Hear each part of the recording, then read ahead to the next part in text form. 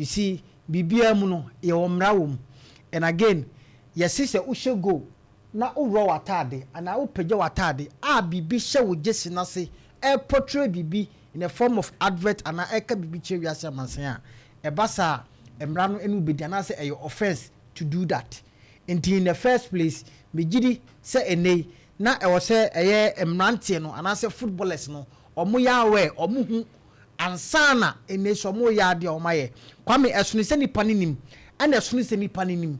and again minim say ano oya we anaso onya we no I think say he is the best person to let us know but at the end of the day kwame emra player can I say a Liverpool player okay Cody Kapu okay o say go ano koyi na taro no so I want to Jesus abesma emphasize picture no my ono ya ante say efe na fine na bibia mante okay say dey kwame na make say football there baby abeko bia yeah I belong to Jesus. And where been a Ghana player near no. See e Ghana you omra e govern your football. Yeah, they different from member of the. Oh, but any FIFA rules and regulations that they. But come me did say I mean fine omo dey ma branch no. Omo kotu say Bismarck bebo ya. Omo kotu the reason why antia and omo fani ano. Ana omo kotu ye. So it means say any kwame. As the player was found guilty till as a Nations FC player, Emmanuel Anna has been fined 500 Ghana cedis by the discipline committee of the for misconduct during their Ghana Premier League game against Asante Kotoko. The player was found guilty of displaying a religious message on his undergarment after removing his shirt in celebration. So I say, yes, he has also been strongly warned that any further misconduct will result in severe. I mean, until reason omode fani abrantie no, ana second paragraph no, for displaying a religious message on his undergarment after removing his shirt in the celebration. And no ne adia omugina so a omode fani abrantie friend no, ano. Baby, so what you say? Sir Rahim, clarifications beyond the Maya and Atakra. I could go for the region. I think the FNO a charge no. Sir, I FNO a charge no. Emma, Ubera legends ni be a condemn FNO act no. Okay. So I think the okay. So who come into no. Me giri say, I'm right that because a bad thing say adia enyamra adia any rules and regulations are coming. Govern your football. Nene ubetimi akoye sade na all of a sudden omedi beba bonti se o ma fani o de kwame me gidi se na nka entwe but the moment I ne ombetimi afani wana se omubetimi di issue communicate beba bonti no kwame it seems say ana say if we say o my due diligence and o say abranche no again your portray no bo ebra in terms of rules they govern football no and kwame sa ni o ma we mesusu say players no enim. But do sometimes do moments be a kwame. I know omuni any other choice than to do what they felt so also omoye. Especially the moment at home, kwame the interest was say last minute goal. Winner. Edima o team. Kwame any GS how feeling kakra na won. How feeling. As we say Ali so your baby a on ni your WhatsApp. On ni your WhatsApp say. Ane. How feeling how moment no kwame. Come serious okay. So last minute go edi ani je odi ama wo team no awin no kwame ani je kakra na wo ho na no ona sa last minute go no she na va de salawa na o ya so come say va na mo de mo ye na ye be va Ghana de be ha de o mo ya nipa be se ko bi ho o mo ya nipa be se ko bi ho baby akobobo last minute born year 0-0 because say na be a team na she osimi ko heva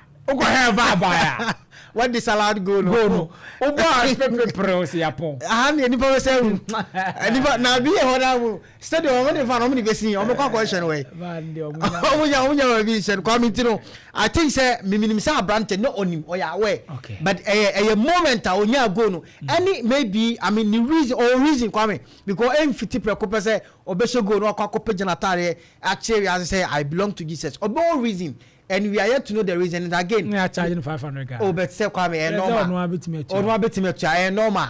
normal we dey me nya sure say bibi stronku bi a bro so nti we dey say charge na ba me giri say e wo so mo charge ni because emre mu no dey e wo ho say oye bibi sa at least fine bi betimi aba ba me pese me giri say play no o ya we but no a plan say obey say when o shego a na mpa otimi enya ago a kwame opagya na tade ne ma na yes me giri say ni je a onyaye when o shego and again there is a reason behind what he did nti kwame enye me nwanwa mame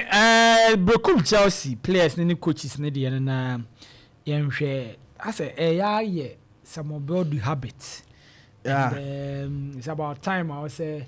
penimfo ne kasa. I was Brokum Chelsea head coach. Somebody has been charged with a breach of Article 12(1) clause I of the GFA Discipline Code 2019 and Article 34(6)(d) of the GFA Premier League Regulation 2019 following their FA Cup semi-final match against Asano Goroko at the Takwa TNA Stadium. It is alleged that after the match, Coach Buadu approached the referees in an aggressive, angry and fierce manner using inappropriate gestures which constitute misconduct that brings the game into disrepute. He has until Thursday, 15th May 2025 to respond to your charges. If you are now the players, Brokum Chelsea players, Mishaka Friye, Stephen Amankuna Zakaria Fuseni, and Saidu Mohammed have been charged with a breach of Article 12(1)(I) of the GFA Discipline Code 2019 and Article 34(6)(d) of the GFA Premier League Regulation 2019 following their FA Cup semi-final match against Asano Goroko at the Takwa TNA Stadium. It is alleged that after the match, the players approached the referees in an aggressive, angry and fierce manner, using an inappropriate gestures which constitute misconduct that brings the game into disrepute. They have until Thursday, May 15, 2025 to respond to the charges. And also, Bismarck Benya video na maya na yɛhwɛ abra game ni bɛwie na players ni ɔmo officials kɔ coaches ni so sɛ then yeah oh man Kwame, you see de bia me kase eto de bia nipa onyoma bia wo ye na bonten ame yehu nipa su a wo ye yes ye bo game Kwame, frustration betimi aba wo betimi lose game due to one or two circumstances bi frustration betimi aba ba Kwame wo ba ye Ghana has Johnny live on Facebook on Opemsuo radio na sama ye ken wo benya image no abra game ni bawe na coach Samobuadu and any players no court match officials they took the intervention of the police and now more ho no more nimdi enko ye no say okotuni bros okọ ba na me percent Kwame please for ni Ghana na me share na person ye asebe na hunzu Zuba ya na o kan no na me percent me share the obey sa mo okotu bros onya no say na person me share the obey me hu yan ka de but Kwame in the first place he shouldn't do that as a head coach and a national team coach. Yes, you shouldn't do that. Kwame, I know some can say it's high time I see a clubs no, your players no need coaches and technical members in na Kwame. It's high time also mushia die. Kwame, where a keko. Engineer who there see I mean EP on it. I mean La Liga, Bundesliga, Serie A and again French League and you there koso. Kwame, enti dia Barca any Madrid mu ye, dia referees ye, and sini dia match we of course no, referee ye. And sini sa. Enti se players impo anga be cause rise ampa, not a coach, a head coach, o just touch line. A coachy. When your appointment, and your opportunity, a coachy, I mean a national teams in the movie. Kwame, you don't do that. A DM kwan a bit my transfer ma o coach, o bet me react this way. Kwame game na ehwe no game na course no e dia di one na referee no eye yentia e warranty I mean this attack. That is what I want to know. A dia mistake and a referee ni ye I intre warranty say a coach a team a head coach for I mean Brokum Chelsea obetimi akọ referee to say yenya o ne ko bu referee no e dia nkwa na referee ye go e baaye no e mu goalkeeping error and ma go ni baaye. So minim bibi nwa bia ase de bia no e show bi tirim se ye sisi no de bia no obi obelu so match o Ghana bia e se ni trim si esusu no Kwame yes referees ne performance de e wo form ya kan ba Kwame de bia me ka se adwetwatire bia osra ya na because what can you practice woni mi say ne okoda na so do on mo ayaya woni ma betwa uti enti sente sa e be di se de bia Ghana ye clubs no e be lusu match bia no ne de ase referee na dia me atia e enti referee na dia mo atia no lusu match e di enti na wo dwene sa because they show team nti ama wo kasa oyebi se wonne bia sa reaction sa see e ko referee so ye kopena bone sa normal come e to betwa because your instances be brade bia no ye pese abu referee because why mistake because what the game net ya ba Kwame be giri se class te Ghana ha ni nyina no e wo se enei omutimi hwe sa de ne because nyame anim ni kroni and some fata se players coaches technical members Kwame de bia no ye bo game na omo compete so se ene omo ko bu referee de bia ne ye bo game na referee mistake ni atiasi park so Oko stadium sinibebre I think almost 100% stadium sinibebre even bench players referee ajibono no omo call as man so yakobu no sense waji offside adenti and discipline adjust too much and again see see football near be ya e wo see asua de ka ho now to the players come you see emo nya saade no because I dream mo pona ya le wo mutrim no ebe o mo afisa football cycle no kwa mo be kwa no asa be si wachi ochina bi enti dia na mu yei mo dwere ho se ochina bi no teams ni mu bi enhwa na enen ye nya football class akwa me wo ya indiscipline ebe din so mbe fa se ba be si akan edima wo mo and again oba Ghana has here class na o ma kire se o mo players they can't control them o mo players o ma kire se nei o mo anchire o ma de omo me wo say play omo players na say players ye see kan e clubs no Kwame proper measurement as a player ye di go akam e ma wo sua de ye no Kwame me giri say enei omo nkire guys we because o sit omo down Kwame ya hwa academy players no omo ma fasa system nim aba ye kire omo de no omo say coach kan Kwame a hwa omo behavior on the field of play and a difference Kwame difference on bebe so me giri say I was a class no at least omo fa obi a omo di players we e be fantitie mu omo fa obi at least obetima cycle wo mu ye because Kwame who performance a referee dia ma worse than this and to the extent say ene obetima koso okobu referee sense wo lose game na Kwame wo bunu kuni na ekira o benyana mena bedi match ama no asa akobu na sometimes we should learn as a country we should learn your clubs no omo try no omo control omo guys no omo try no omo control omo teams players no omo see akan Kwame omo wadi create omo ye no omo control omo anger yes in the moment na course no de minim say normal but see a poor game no de Kwame enti Madrid ni ba see a poor game won cho mo chiachia won cho mo di nkomo enso so no de na ref na ye wo game no mu na worse squad than the referee ya okodi Kumasi Asante Kotoko be kum Chelsea de na worse than the oyeye but your poor game no you who players any omoko any referee akodi nkomo you who players omoko any opponent players no akodi nkomo achiachia because 90 minutes no it ends there you can't change anything and this all bibi Kwame and once o club mpanifo no e be tro e dey go krata so e dey report o ma GFA say referee no say ni obey game no e koya ankoye enti at least mo report but then say obakuna adim na akosho nse nya ne kobu referee how o say Kwame clubs no muhia de okay omo hia de because e be o say boa omo ankasa na be boa omo indiscipline draws from all angles pa ko samo body de Kwame wa kire say indiscipline de attention to the highest level kono say means to common referees no Kwame so the fact say you two ye players ne coaches ne officials ne for no na coaches ne so say become so because referees no yeah. I say become so because at times attitude on the field buy na dodo na wadwen po bi say game we dey on say me man ye draw game we dey on say ko ha because ohwe actions dan na do park ne so sa na ya na ka che mu bi mo Kwame you see referees no ye nyina enu mo problems ye nim say dodo na anya ade ani enim se ekom so di omu nyina sa kom ne de ya me pese be Dabi kwame ekom ne de ontimi nyi mfiri mu da because ya na me pese ekom ne beba kwame ekom ne beba because adwuma a oye didie no unim se ekom beda no ya se ko na akoye enti ekom asem ne de ya me pese be bo kwame you see no bi won ma dabi me mete hey